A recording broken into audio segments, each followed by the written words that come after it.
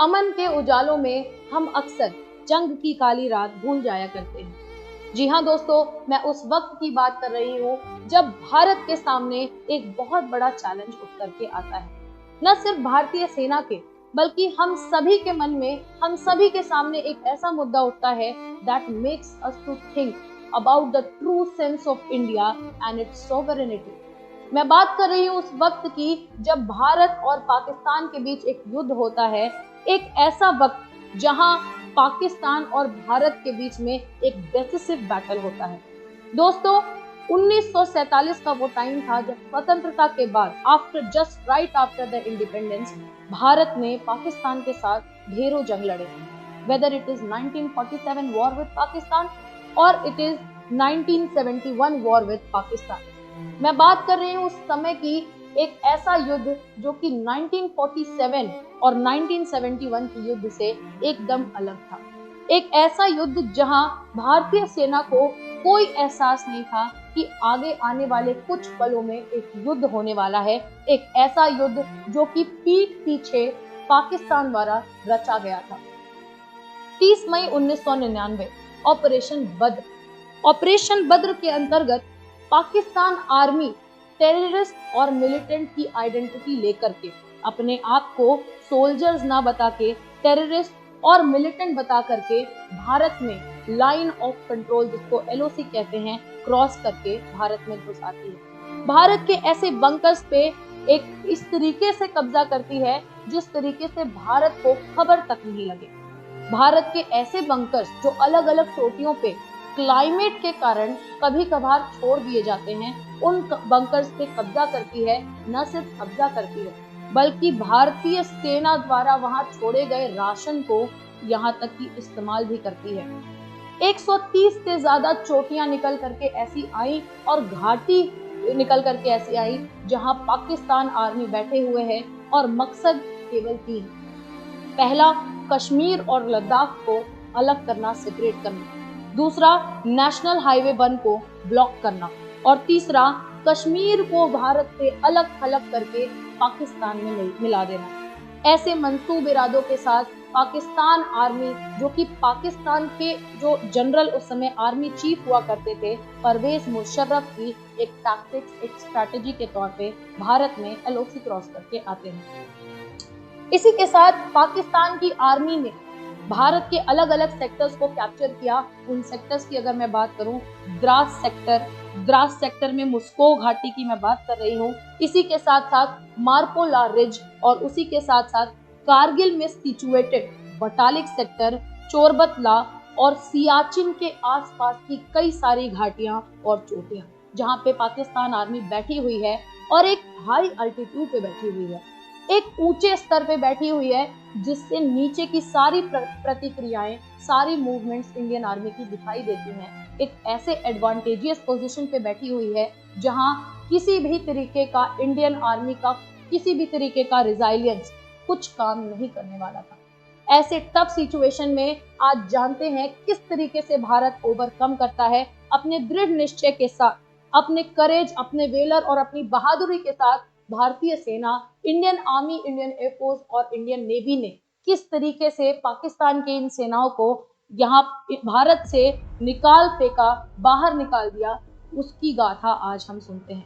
दोस्तों, आज है 26 जुलाई का वो वक्त जब कारगिल में चलाया जा रहा ऑपरेशन विजय सक्सेसफुल हुआ था और आज तक हम इस दिन को कारगिल विजय दिवस के बारे में के नाम से जानते हैं। हम बात करेंगे क्रमशः क्या क्या कारगिल के क्षेत्र में वहां पे अलग अलग तरीके से कौन कौन सी इवेंट्स हो रही थी। बात करते हैं 14 मई 1999, जब लेफ्टिनेंट सौरभ कालिया नाम के एक 22 वर्षीय Indian army officer Jat regiment से जो कि बिलोंग करते थे, जब खबर मिलती है ऐसे कुछ बंकर्स में, ऐसे कुछ इनहैबिटेंट्स की, तो ये लेफ्टिनेंट सौरभ कालिया अपनी टुकड़ी लेकर के पेट्रोलिंग पे निकल जाते हैं। पेट्रोलिंग के दौरान बेसिकली 2 हफ्ते तक लेफ्टिनेंट सौरभ कालिया की टीम से और उनसे कोई कनेक्शन नहीं हो पाता है। इसी क्रम में, इसी बेसिकली सस्पिशन में मई 1999 का वो वक्त आता है जब इंडियन आर्मी को कंफर्म हो जाता है कि कुछ गड़बड़ है। यहाँ अटल बिहारी वाजपेयी जी, जो then prime minister of India थे, दिल्ली में अनाउंस करते हैं. He announces in the speech that India will fight back each and everything that is coming in front of it.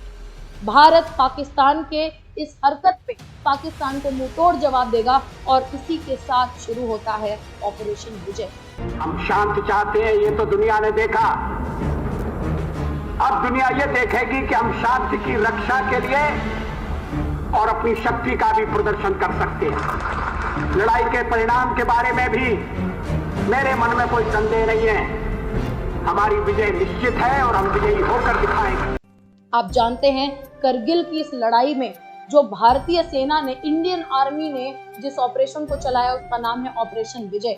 इसी के साथ इंडियन आर्मी को सपोर्ट करने के लिए इंडियन एयरफोर्स, इंडियन नेवी सामने निकल करके आती है. इंडियन एयरफोर्स की वो ऑपरेशन, उस ऑपरेशन का नाम होता है ऑपरेशन सफेद सागर और इंडियन नेवी के उस ऑपरेशन का नाम होता है ऑपरेशन तलवार. यहाँ हम बात कर रहे हैं 9 जून 1999 की. ऑपरेशन विजय चलाया जा चुका है, लेकिन 9 जून 1999 को कुछ ऐसा मिलता है, कुछ ऐसा दिखता है जिसने हर एक भारतीय के मन में एक डर सा पैदा कर दिया, एक शौक सा पैदा कर दिया कि ये क्या होगा. लेफ्टिनेंट सौरभ कालिया का मृत शरीर प्राप्त होता है. ये शॉकिंग नहीं था कि उनका मृत शरीर प्राप्त हुआ, बल्कि ज्यादा शॉकिंग ये था कि मृत शरीर पे टॉर्चर मार्क्स देखने के लिए मिले. उनके साथ उनके आखिरी वक्त में इतना ज्यादा टॉर्चर किया गया है. इस बात का मुंहतोड़ जवाब देने के लिए ऑपरेशन विजय को जोर शोर से अब चलाया जाने लग जाता है. हम बात कर रहे हैं जून 1999 की, जहां अलग अलग, मैंने आपको बताया 130 से ज्यादा पीक्स जो हैं पाकिस्तान आर्मी ने कैप्चर कर रखे हैं. यहाँ पे कुछ मुख्य पीक्स की अगर मैं बात करूं तो 0.51404875, ये दोनों पॉइंट्स ऐसे थे जिनको जीतना स्ट्रैटेजिकली बहुत ही ज्यादा इंपॉर्टेंट था in order to win this Kargil war. हम बात कर रहे हैं 0.5140 की. 20 जून 1999 का वक्त सुबह 3:28 होते हैं. इसी के साथ कैप्टन विक्रम बत्रा को आप सभी जानते हैं. कैप्टन विक्रम बत्रा चले जाते हैं बेसिकली 0.5140 को रिकैप्चर करने के लिए. कैप्टन विक्रम वो व्यक्ति हैं जिनसे आप कभी युद्ध की बात करें तो उनके मुख्य से बेसिकली एक स्टेटमेंट निकलता है कि ये दिल मांगे मोर. ये दिल मांगे मोर के एक स्लोगन के साथ, जो कि उनका खुद का स्लोगन था, वो आगे बढ़ते हैं और 0.5140 को बहुत स्ट्रैटेजिकली कमांड करके कैप्चर करते हैं. बात कर रहे हैं 2 से 3 जुलाई 1999, जहां दुश्मन जो है बैठा हुआ है टाइगर हिल पे. टाइगर हिल करके एक ऐसी चोटी निकल करके आई जो इतनी स्ट्रैटेजिक है कि दुश्मन वहां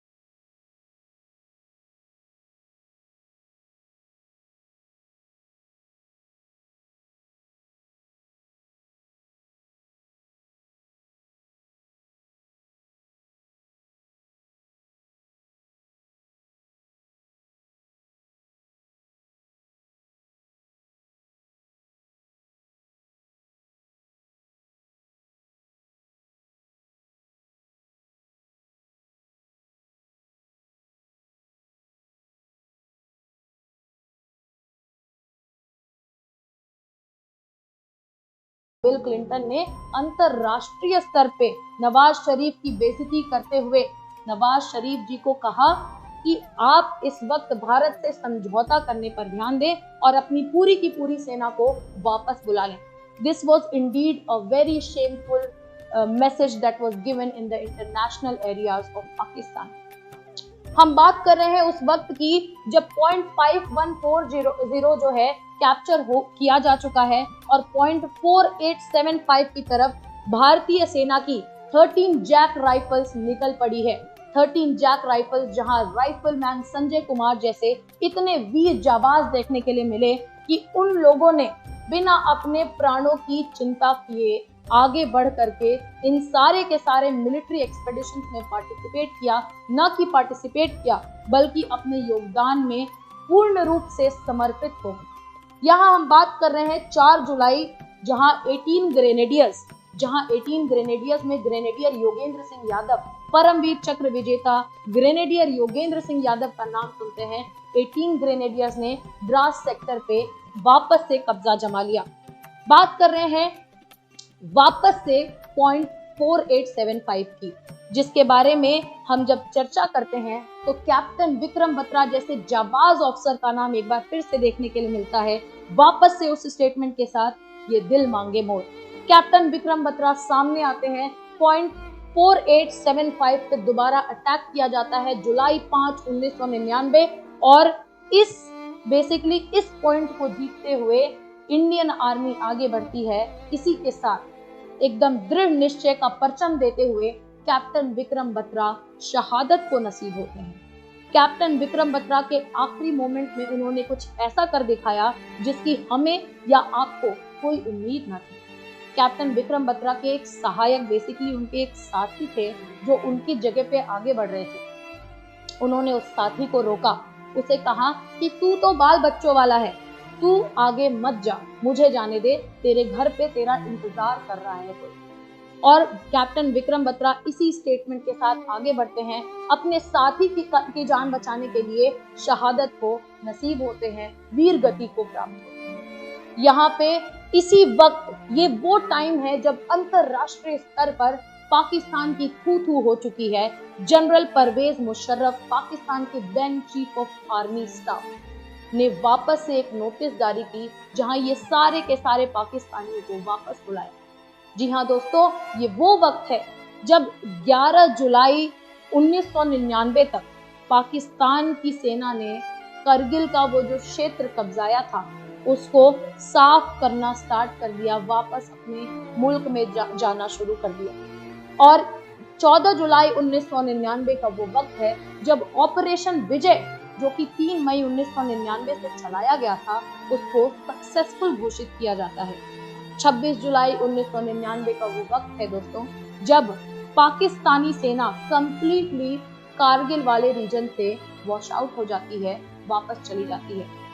क्रमशः अगर मैं बात करूं तो पाकिस्तान को हार का सामना करना होता है और पाकिस्तान अंतरराष्ट्रीय स्तर पे इस चीज को एक्सेप्ट करती है कि ये उनका किया धरा था। उनके मंसूब इरादे कश्मीर को भारत से अलग अलग करने के लिए, चाहे वो 1999 में हो, चाहे वो 2030, 2050 या फिर अगले किसी भी सदी में हो, वो कभी भी कामयाब नहीं हो पाएंगे।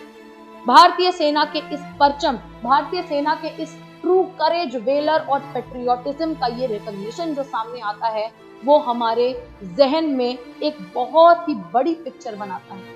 हम बात कर रहे हैं 26 जुलाई 1999 की, जब 26 जुलाई हर एक साल विजय दिवस के रूप में मनाया जाने लगा। दोस्तों, जब भी हम 26 जुलाई की बात करते हैं तो न सिर्फ हम विजय दिवस मनाया करते हैं, बल्कि हर एक वो सैनिक, हर एक वो ऑफिसर जिसने भारतीय सीमा की रक्षा करने के लिए अपने प्राणों की आहुति दे दी, हम हर एक उस सैनिक को याद करते हैं। They will be forever remembered into our hearts and our lives.